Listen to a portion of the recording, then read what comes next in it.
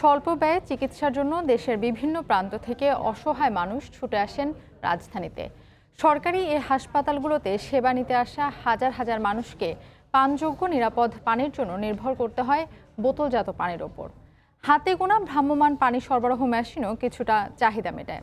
পানি পান করা ছাড়াও হাসপাতালে চলে পাইপলাইনের পানি দিয়ে।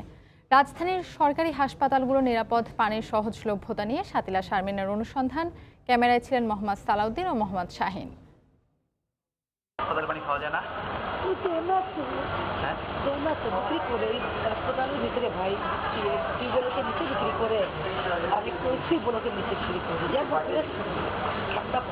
এটা হাসপাতালে বিক্রি করে এমনি রোগী দেখতে না।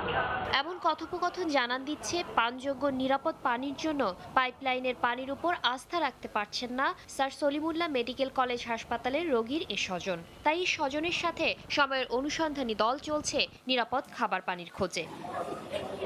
সম্প্রতি এখানে এ ধরনের দুটি মোবাইল বুথের মাধ্যমে পানযোগ্য পানি সরবরাহ করছে হাসপাতাল কর্তৃপক্ষ। প্রতি লিটার 2 টাকা মূল্যের পানি শুধু রোগীরাই না, ব্যবহার করছেন এখানকার শিক্ষার্থী ও স্টাফরাও। ওয়াসা সরবরাহ করা ভূগর্ভস্থ পানি ধোয়া, গোসল বা অন্যান্য কাজে ব্যবহার করা হলেও দেশের বড় এই হাসপাতালগুলো খাবার পানির জন্য নির্ভর করে মূলত বোতলজাত পানির উপর। আমার কাছে তেমন ভালো লাগে না, স্যাটিসফাই করতে পারতেছি না, এর জন্য আমি সবসময় বাইরে থেকে কিনে আনি পানি।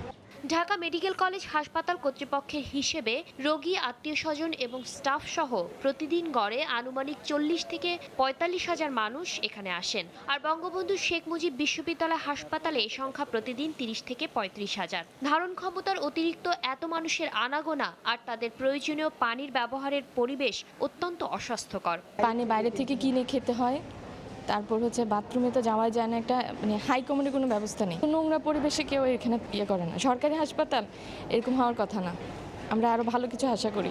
হাসপাতাল কর্তৃপক্ষের অজুহাত লোকবল সংকটের। আমাদের যারা রোগী আছেন বা রোগীর অ্যাটেন্ডেন্ট আসেন অথবা আমরা নিজেরা যারা আছি, আমরা কিন্তু একদম যথেষ্ট সচেতন আছি তা কিন্তু না, ফলে যথেষ্ট স্যানিটেশন হ্যাম্পার হওয়ার সম্ভাবনা থেকে যায়। অবকাঠামো ধারণ করতে পারছে না, ধারণ ক্ষমতার বাইরে অতিরিক্ত লোক রাখছে, এরা অতিরিক্ত ওয়েস্ট প্রডিউস করছে। তাদের হাতের টিস্যু পেপারই বলেন, আর তাদের মলমূত্র ত্যাগই বলেন, অথবা তাদের কফ কাশিই বলেন, সব কিছু মিলায়ে এটার হাসপাতালের জন্য অতিরিক্ত চাপ বোঝায়। এটা আমরা কোনো রকমে পরিষ্কার রাখার ব্যবস্থা করছি। এদিকে পানি বিশেষজ্ঞরা বলছেন হাসপাতালে সরবরাহ করা পাইপলাইনের পানিকেই পানযোগ্য করা সম্ভব। পাইপলাইন দিয়ে ট্যাপের মুখে আসে, তাহলে দূষণটা আসবে কোথা থেকে? ট্যাঙ্কে যদি দূষণ না থাকে তাহলে সরবরাহ লাইনে তো বাইরে থেকে দূষণ ঢোকার কোনো সুযোগ নেই। কাজেই এইটা যে খুব জটিল তা না। নোটিশ দিয়ে যে আপনার ট্যাপের পানিটা নিরাপদ পানি, তাহলে তো রোগীর ফিল্টারেরও দরকার নাই, ফুটানোরও দরকার নেই, বাইরে থেকে পানি কেনার দরকার নেই। আর মানুষের মৌলিক অধিকার নিরাপদ পানি সরবরাহে প্রয়োজন মাস্টার প্ল্যান ও সঠিক রক্ষণাবেক্ষণ প্রকৌশলের। শাতিলা শারমিন, সময় সংবাদ, ঢাকা।